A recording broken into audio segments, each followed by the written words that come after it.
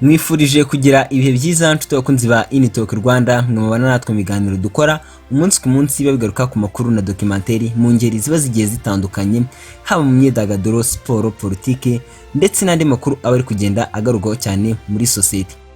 Samusuri wari warahungiye amadeni mu gihugu cya Mozambique yamaze gutangaza ko agiye kugaruka mu gihugu cyamubyaye. Umukinnyi wa filimi witwa Kalisa Ernest wamamaye nka Samusuri, Makuta, Rurinda n'andi mazina menshi azwiho muri sinema nyarwanda yaragiye kumara imyaka 3 mu gihugu cya Mozambique aho yari yarahungiye amadeni. Kuri ubu akaba yamaze gutangaza ko ari mu myiteguro yo gutaha mu Rwanda.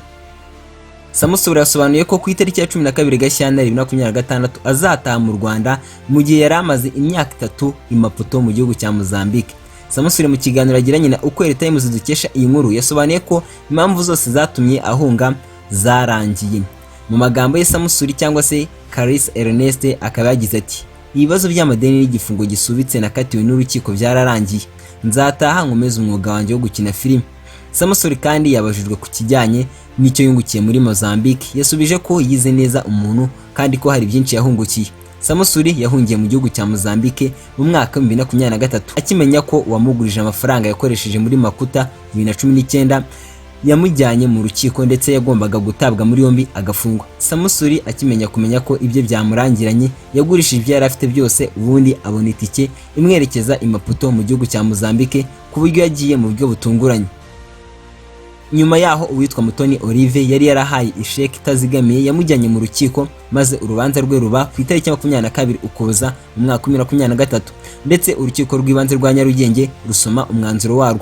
Kuri uwo munsi urubanza rwe rwasomwe mbere ya saa sita, noneho umwanzuro wavugaga ko urukiko rw'ibanze rwa Nyarugenge rwakatiye Kalisa Ernest uzwi nka Samusuri muri sinema nyarwanda igihano cy'imyaka 2 isubitse mu gihe cy'umwaka umwe n'ihazabu ya miliyoni 3 ku cyaha cyo gutanga sheki itazigamiye.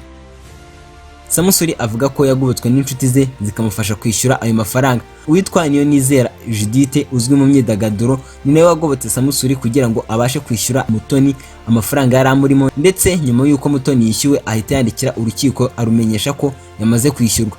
Muri uwo mwaka kandi Kalisa yavuze ko ubusanzwe umwenda yarabereyemo abantu zari miliyoni 7,400 nyuma yo gucibwa ihazabu n'urukiko rw'ibanze rwa Nyarugenge hiyongereyeho amafaranga miliyoni 3, yose hamwe akahita aba miliyoni 10. Icyakora kugeza ubu avuga ko yose yamaze kwishyurwa, akaba ategereje gutaha mu gihugu cy'amavuko, akaba ari nacyo gihugu cyamufashije kumenyekanye byaba bijyanye no gukina filimi, kuvuga amazina y'inka n'indi mirimo ijyanye n'ubuhanzi yagiye akora, mukaba ariyo mwamumenyemo. Samusuri yasabye abafana be kuzajya kumwakira bambaye imyenda yanditseho Samusuri, Makuta cyangwa se Rurinda mu rwego rwo kumuha ikaze mu gihugu cyamubyaye. Nibyo wakoze kuba natwe, kora subscribe nimba rwamurigeze kuri Initalk Rwanda, ubundi ujye natwe imiganiro n'amakuru dukora umunsi ku munsi. Reka mubwire ngo icyo ugomba kumenya kandi ukazirikana nuko twifuriza kugira ibihe byiza mu byo ukora byose.